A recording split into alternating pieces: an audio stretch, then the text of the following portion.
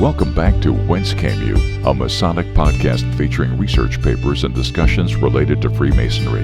Here's your host, Brother Robert Johnson. This is episode 385. Let's see how well I can do this without coffee. Thanks, Daylight Savings Time. Got some great news for everybody out there. A couple great papers for you, one of which is Too Hot for the Web. But I'll read it to you anyway. This week, I want to let everybody know what's been going on and some really important updates. So first of all, episode 260 through our current episode 385 are up on YouTube. No big deal, no problem. Everything's awesome. There's a title, we have great thumbnail images, and they're on YouTube. But everything before that is either not on YouTube, doesn't have a thumbnail, or the title is just episode 89 and gives you no context without reading the descriptions, which were purposefully in the beginning kind of vague because we wanted you to just jump in and listen and see what it was all about rather than judge the title of the show. But now that we have such a huge selection of episodes out there, we needed to title everything. So I want to let everybody know that all the episodes have been titled. Searching them is much easier now. And what we're doing is we are creating continuity across YouTube, Liberated Syndication, and the blog page and iTunes. So what you'll be able to do here really soon is search on any one of those and find the episodes that you're looking for. Right now, if you're looking for an episode in particular, then go to wcypodcast.com, scroll down a little bit, you'll see an image that just says WCY Podcast, and it's kind of over a little icon on the left side, and that takes you to our sister site, Liberated Syndication's site, where all of our episodes are listed. You can search them at the top, and it's a really good search engine, so you'll find the episode you're looking for almost instantly.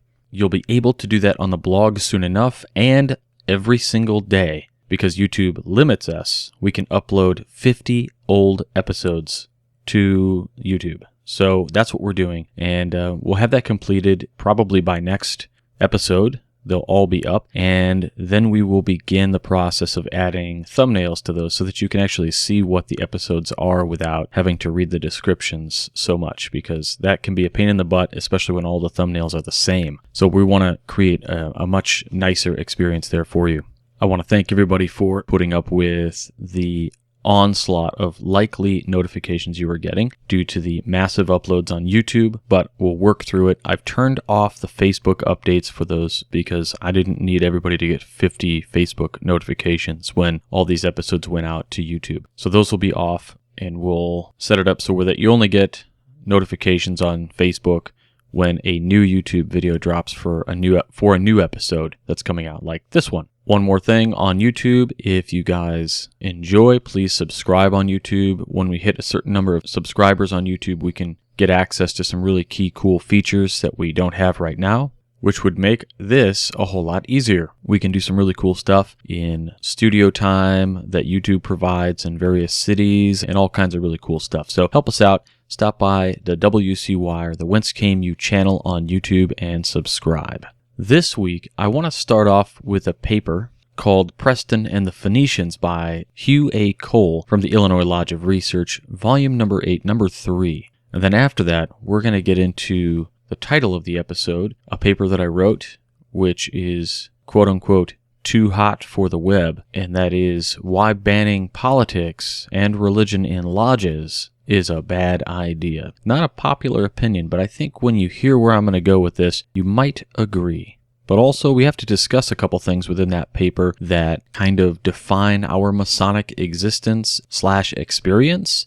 I just want to thank everybody at the top of the show who helped support this program, whether you're doing some shopping at Banker's Best through our website, or whether you're going through Onnit and grabbing some Alpha Brain for yourself, or using the Great Books program. All of those affiliates that we have with great brothers and programs help support this program and lessen the financial burden of creating your Masonic podcast. So this first piece is called Preston and the Phoenicians by Hugh A. Cole. William Preston, in 1772, stated, quote, "Thus from the commencement of the world we may trace the foundation of Masonry. Ever since order began and harmony displayed her charms, it has had a being. During many ages and in many different countries it has flourished. No art, no science preceded it. In the dark periods of antiquity, when literature was in a low state and the rude manners of our forefathers withheld from the knowledge we now so amply share, Masonry began to diffuse her influence. The mysteries of this science unveiled, arts instantly arose, civilizations took place, and the progress of knowledge and philosophy gradually dispelled the gloom of ignorance and barbarism." End quote.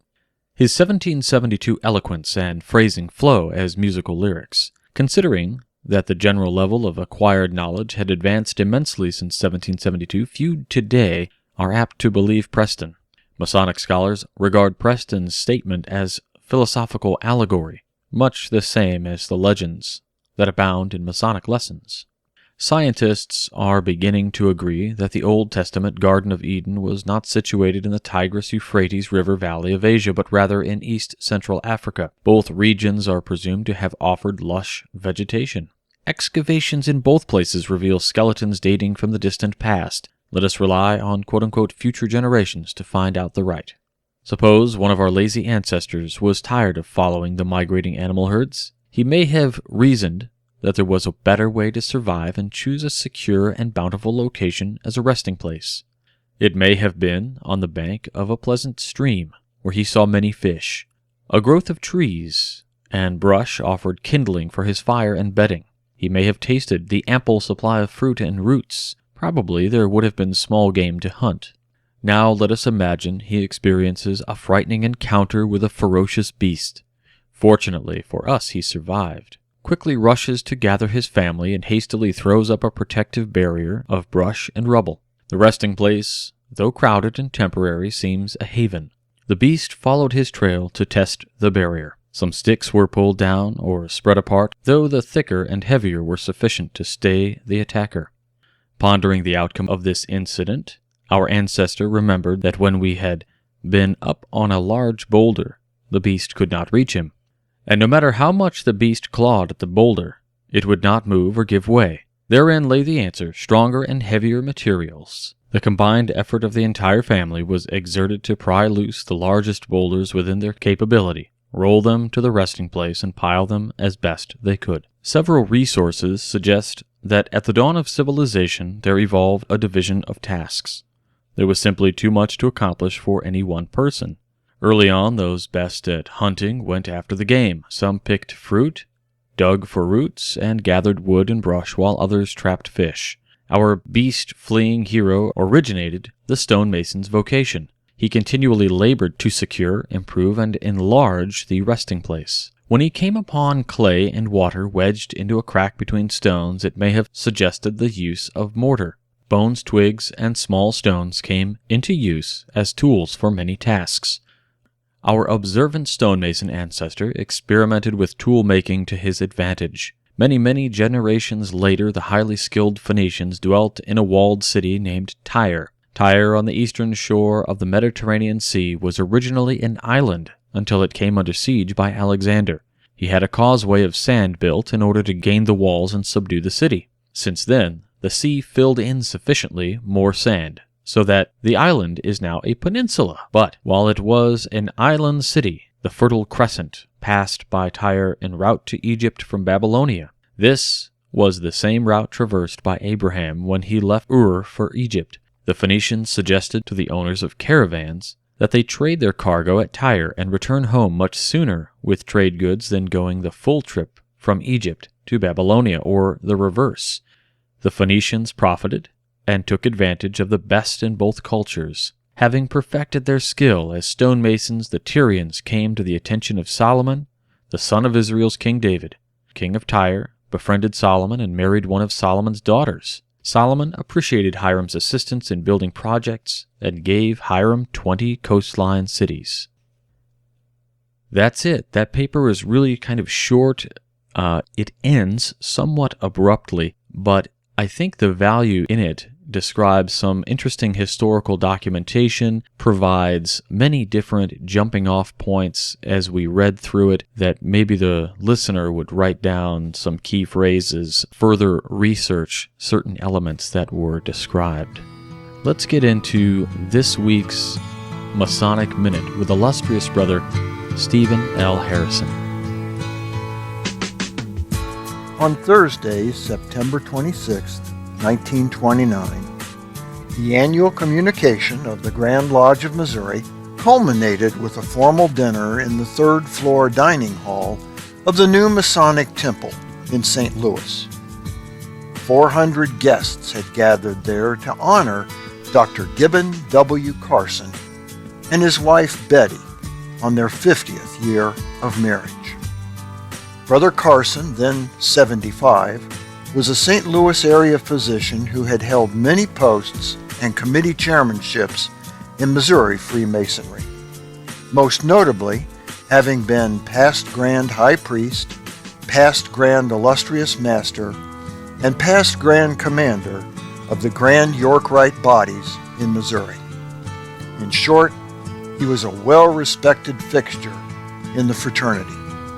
In the ceremony after the dinner, John Q. Brown, commander of St. Aldemar Commandery, presented a gift to the Carsons on behalf of those in attendance. It was a small purse containing $1,000, 50 $20 gold pieces, one gold coin for each year the couple had been married. Even today, a gift of $1,000 would be a significant gesture of appreciation. In 1929, however, that amount of money had substantially more buying power than it does now. According to the United States Bureau of Labor Statistics inflation calculator, the present-day value of $1,000 in 1929 makes that an equivalent gift of nearly $15,000. Today, the gold in each of those coins would have a melt value of about $1,300, or a total of $65,000. Moreover, assuming the brothers presented the Carsons with gold coins of that era, most likely the St. Gaudens $20 gold piece, today's numismatic value of those coins in average circulated condition would be a minimum of $800,000. Of course, we as Freemasons would say the gift was given not for its intrinsic value or worth, but as a gesture of appreciation for the Carsons' service to the fraternity. Still, it's enticing to speculate what the Carsons, who had no surviving children at the time, might have done with the treasure. For the Whence Came You podcast, this is Steve Harrison with the Masonic Minute. Wow. $800,000. Can you believe what a gift that would be to any brother today? Just an absolute, I want to say insane amount of money, but perhaps in this way, there are certain brothers who receive certain gifts like this that have, I don't want to be the judge of what's worthy or what is deserving. However, it seems as though these brothers had thought that this was a appropriate gift, a deserving fellow to receive it. And it brings to mind the story of D.C. Krieger. And I think on an upcoming episode, I would love to tell you guys the story of D.C. Krieger. And there's no better person today to tell that story than Scott Duball, who knows all about D.C. Krieger, was a two-time past master at his lodge, and who spent some really good quality time with the late daughter of D.C. Krieger. And we'll get him on the show sometime soon. I'm saying that I'm going to get him on the show. He doesn't know it yet, so maybe he will, maybe he won't, but maybe he'll do it as a favor for me. Anyway, let's get into the next piece this week, which was a paper that I wrote when I became slightly frustrated with our fraternity's way of operating. Specifically, the problem with banning politics and religion within Masonry. I want to read this paper to you. I want to let you know that I'm not publishing it on Midnight Freemasons or anywhere else because there is a lot of contention about this paper. There is a divergent point within Freemasonry where there are two things that are seen as goals or as a mission for Freemasonry. And maybe there are more than two, but we'll talk about that after the paper. So without further ado, The Problem with Banning Politics and Religion by Robert H. Johnson. It's one of the first things we're told regarding the fraternity, whether due to the instruction of a new member or explaining some basics to the profane or the uninitiated. Quote unquote, "We don't discuss politics or religion in lodge. It's divisive." We may also hear something along the lines of, quote unquote, "No two topics divide men like politics and religion." The hope is by adhering to these rules, a more unified organization emerges. We as members of this fraternity are intended to be brothers, not in title alone, but in the fullest import of the term. We are to cry with our brothers, rejoice with our brothers, to be intimately connected with them, to have storge. Storge is that Grecian term for a familial love. C.S. Lewis considered it in his book, The Four Loves, quote, "responsible for 9/10 of all solid and lasting human happiness," end quote. This love is of the utmost importance. It provides a basis for our relationships and gently guides us in our actions when interacting with our members. Unity is the goal. We cannot have men angry with each other and also be unified, not in the way we want. We want to promote a unified vision of making good men better, of uplifting the human condition and the conscious mind. Above all, we treat our members as family. We are a diverse collection of people who all have different backgrounds, customs, and beliefs, just like the profane world where we have biological families with beliefs different from our own. In our various interactions with family, do we stray from the discussion of politics and religion? In recent times, the answer is yes. According to a 2018 CBS poll, the majority of Americans don't talk politics at the Thanksgiving dinner table. Currently, political opinions are more than divisive. They are accusatory, they are defining, they are misunderstood, absolutely polarizing and disruptive. This is a trend that has reached fever pitch in 2019. The apprehension, fear, and trepidation we have as a society in terms of the discussion of our ideologies and other beliefs stems from some simplistic shortcomings. When discussions of any type are taking place, there is an inability of the average person to listen, think, and ask refining questions as to the ideas being proposed. We hear a few trigger words, and our attention is immediately drawn to our own minds, instantly retorting and taking a series of mental tangents.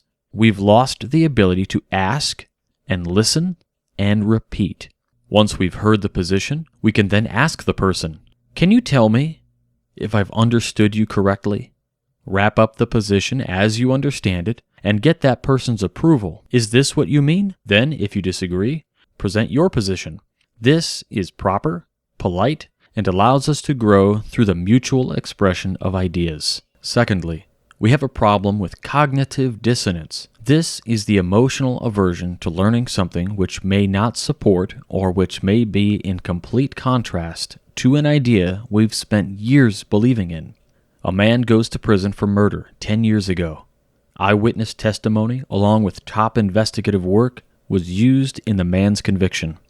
The idea that this man was guilty was something that was believed by the prosecution. His conviction was proof of his absolute guilt. Years later, there is an appeal. DNA evidence is available, and for the first time, our convicted man has a chance to prove his innocence. The case is reopened.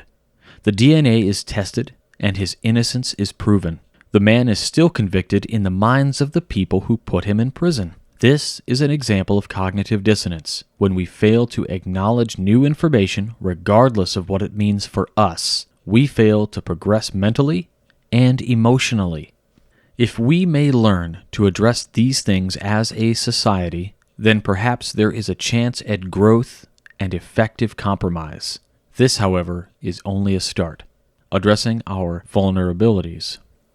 We have an inability to admit vulnerability to our peers. Specifically, we won't admit when we don't understand something. There is no shame in admitting that we don't understand a political or religious concept to our peers.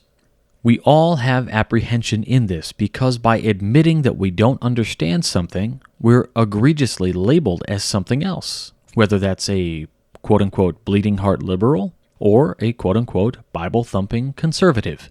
Choose your own insult here. Instead of assisting someone to understand, we label them ignorant and a part of the problem. This is wrong. Strengthening the mind.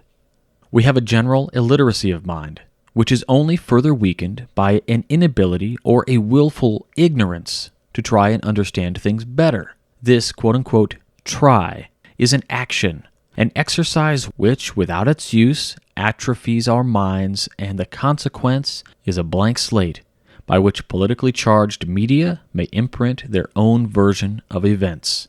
Succinctly, this is an eisegetical subjective message which is presented on a network, whether conservative or liberal. It will promote a way of thinking or a narrative which is designed to either win over a simple mind or solidify the existing belief of the observer. The only way to combat this is to practice your own critical thinking skills. It's hard. We all know the dangers of sharing articles on social media without reading them, basing our share on a great headline. This is relevant because this is an example of not critically thinking, not reading, not absorbing the actual information for yourself. Consuming ideas.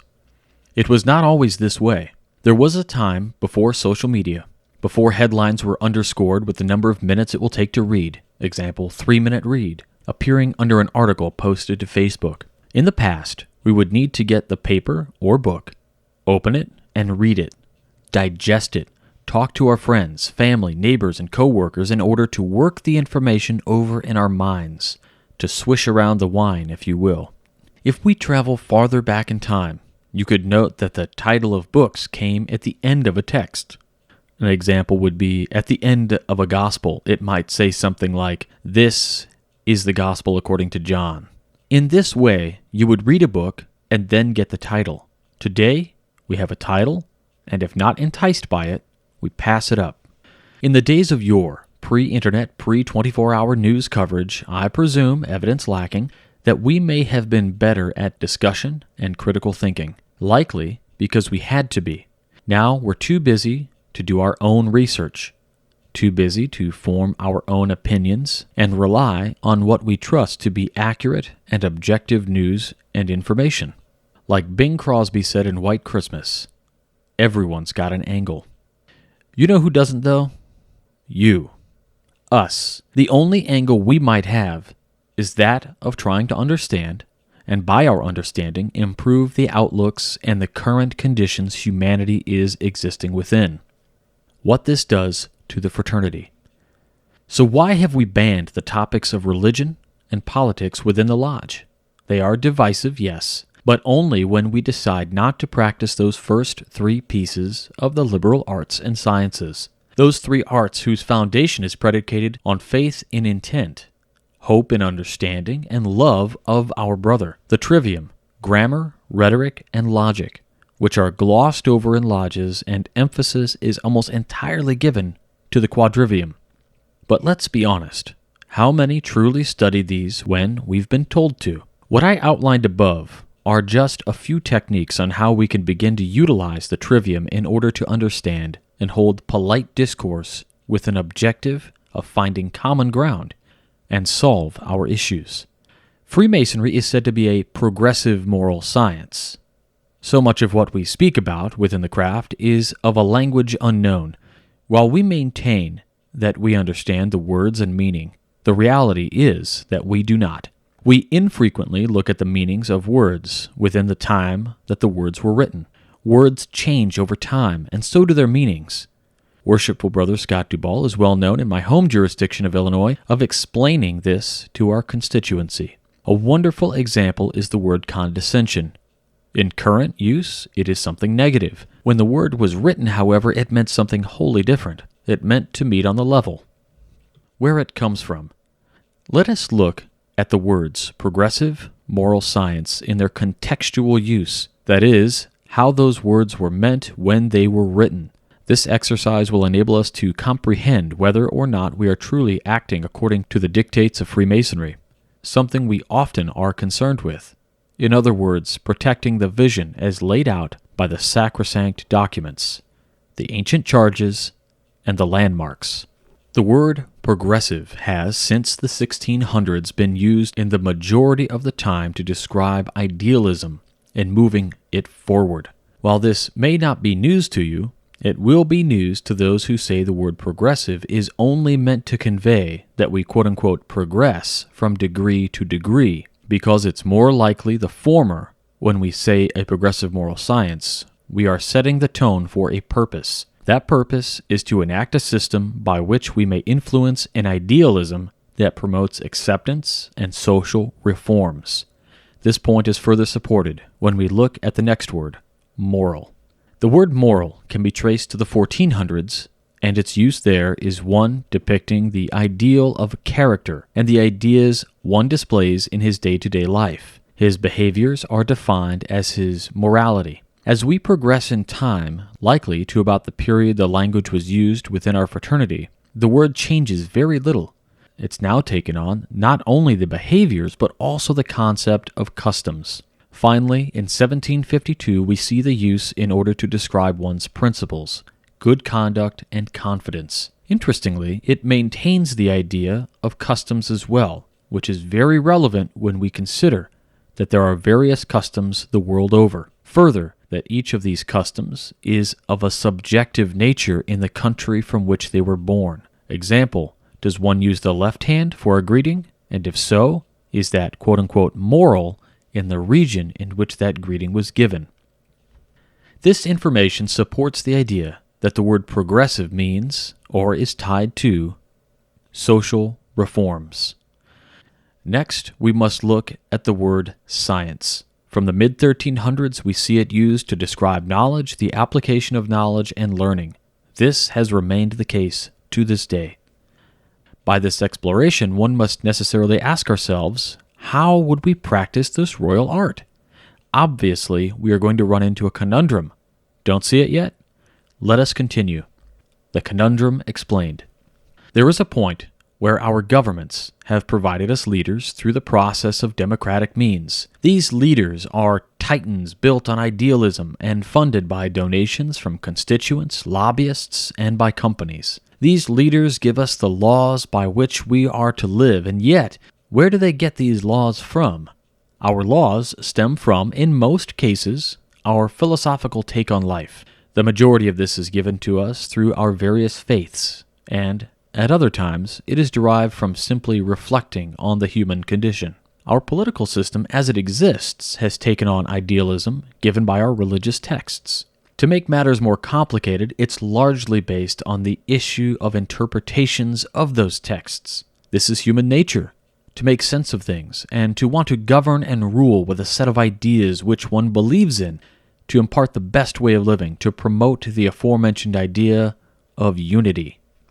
By nature, a government is to address the issues of the people. Our United States Constitution gives us the right to quote-unquote life, liberty, and the pursuit of happiness. A sentiment similar in nature comes from Thomas Paine in his book The Rights of Man, in which he lists the role of government, in his case the British monarchy and Parliament. Quote, government's sole purpose is safeguarding the individual and his or her inherent inalienable rights. Each societal institution that does not benefit the nation is illegitimate, especially monarchy and aristocracy.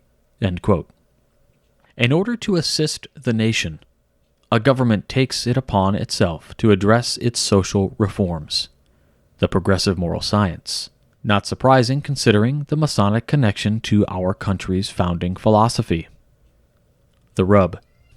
So then, the eventual outcome is that religion has infiltrated the politics and has made the two inseparable.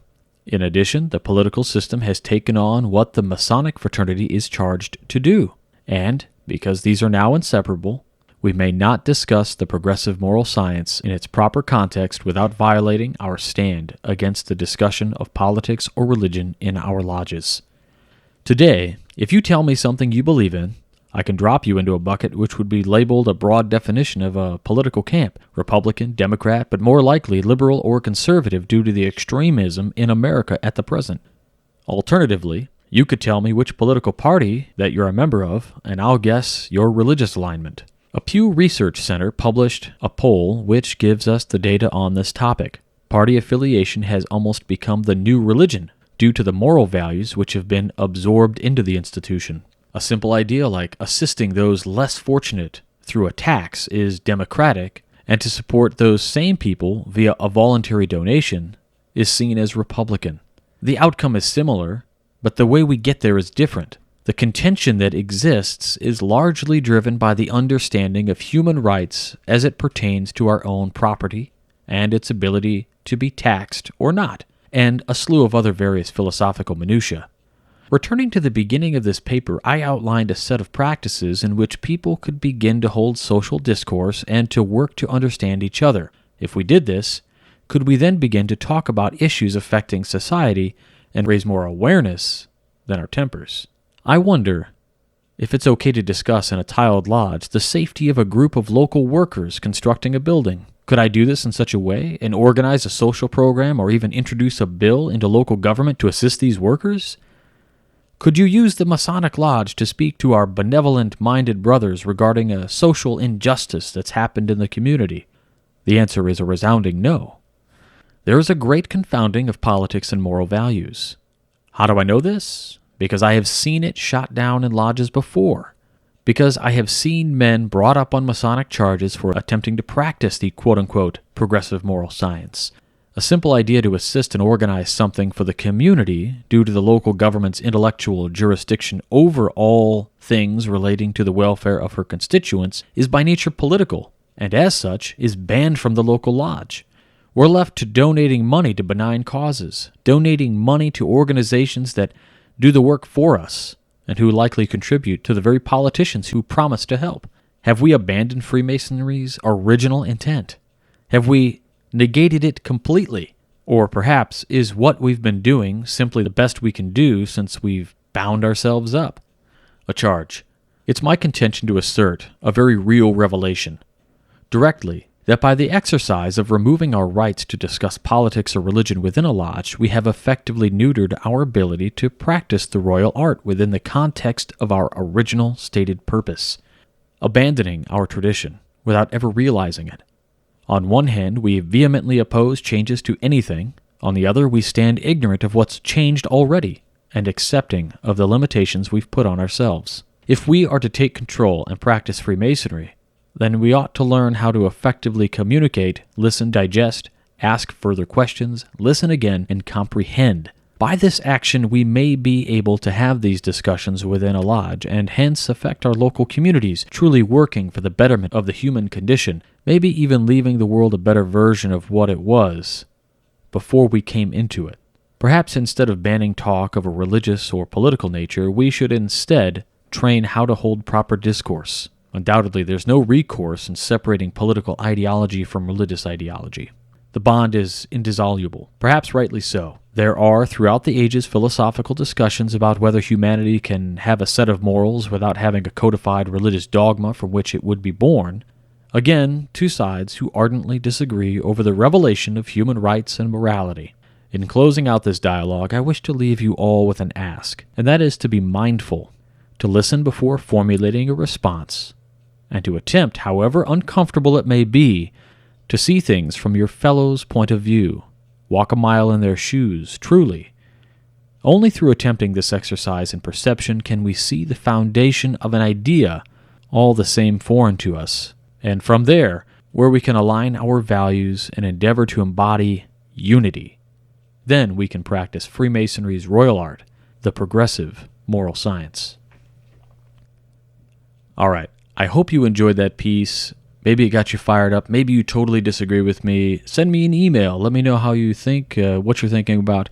What I've come to realize after sending this paper to my peers for review is that while they feel that I've articulated my points well, some agree, some do not. And what we disagree with is a gray area. That gray area is the purpose of Freemasonry.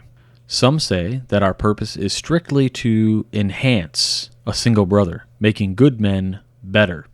Some hold another position, that Freemasonry should be setting an example for humanity to emulate in order to uplift the entire society, the culture, the entire world. Of course, I take the position of the latter. I believe that Freemasonry's intent is to change the world for the better. One Mason at a time, sure, but by allowing Masons to agree on common principles to uplift our society. Things like safety, things like you name it. If you'd like examples on perhaps what I would consider some things that Freemasonry could get involved with, I don't see a real issue with Freemasonry getting involved in anything that some might consider political. I don't think that it should be outside the bounds of a Masonic lodge to organize some sort of maybe bill for a government in order to increase the likelihood of safety or preservation of life or quality of life of somebody else. I don't think that's a bad idea. They don't have to do it under the banner of Masonry. They could be simply Masons coming together to do good work. But we should be able, I think, to talk about those things within a lodge. I may be wrong. Some of you will tell me I'm super wrong, and that's totally cool. That's, I guess, where we have our foundational or our fundamental difference. It's that first stepping stone, like the corner is laid, but the very next stone is, laid to the right or to the left. I don't know the right answer, but now I know from putting this paper out there that there are those who fundamentally disagree with what I would consider the founding principle or the goal or the end game of Freemasonry, if there is an end game. But that's it. So again, whether you hate it or liked it or loved it, whatever, send me an email. This paper is not 100% complete. There may be some changes here and there to it, but I wanted to put it out there. I wanted to get some larger feedback from the folks. It will not be in the app or anything like that. It's strictly a piece that'll live in the podcast until such time I decide to publish it, and where, I don't know. However, if you like reading Masonic articles, then check out the Midnight Freemasons. I encourage you to do that. New articles or new to you articles Mondays, Wednesdays, and Fridays. If you like Masonic podcasts, please check out the Masonic Roundtable going live every Thursday night at 9:30, 8:30 Central. And again, thanks to everybody out there who is assisting our show by donating via our PayPal, so you can subscribe to a donation, a monthly contribution, whether it's $2, $5, or a $10 producer account. All the money goes dumped into one account, which pays all the bills automatically and just really assists us in bringing these to you and allowing us to make the improvements that we're making across the board. So my thanks goes out to all of you. You can become a producer, a fellow, or a contributor to the program by visiting wcypodcast.com. Right on the top of more is the producers, or previously the donors wall. Once you become a contributor to the program, a fellow or a producer, we put your name up there, and it will stay there. Unless you tell me you don't want your name there, then maybe I can just use your initials. It's my little tribute to everybody out there who has assisted. So check out the producers wall and get your name up there and help bring Masonic education to the masses. If you want to be a producer, contributor, or a fellow, again, visit wcypodcast.com, scroll down, and you'll see on the left-hand side, you'll see Keeping the Lights On. Make a one-time donation, whether it's a quarter or $1 or whatever you want. All of it goes back into the show. We greatly appreciate it. Just underneath that, you can subscribe. Again, $2, $5, or $10 versions of what you can do to assist us, and that will just auto send money once a month. Again, even that $2 a month level really assists us. To further assist this program, we have the limited edition shop, wcypodcast.com. Click on limited edition shop. First thing at the top is the all new producer's pin. Man, that thing looks sharp. I'm looking at the image right now. I want to go put on a suit. Continuing the tradition of quality, we really moved to a new contemporary and simplified model. We have just a brand new logo. We kept some of the symbolism in there. It's a really phenomenal pin made for us exclusively by Masonic Revival. We sell that pin for $10 plus shipping, and $3.50 for shipping gets it anywhere in the continental United States, and we'll ship internationally also. It does cost a little bit more, and it is a bummer to have to charge almost $15 for shipping, but it's just what it costs, guys. I apologize, but many thanks to those who have made that contribution. So many brothers out in Australia, Canada, South America. I even sent a pin out to Syria. Just incredible. Thank you so much. We also have the It's Business Time book. Also, if you're interested in some cool products like that, then I would encourage you to check out Skull and Crown Limited. Skull and Crown Limited is just a curious stationeer, if you will. What we're looking at doing, we have some great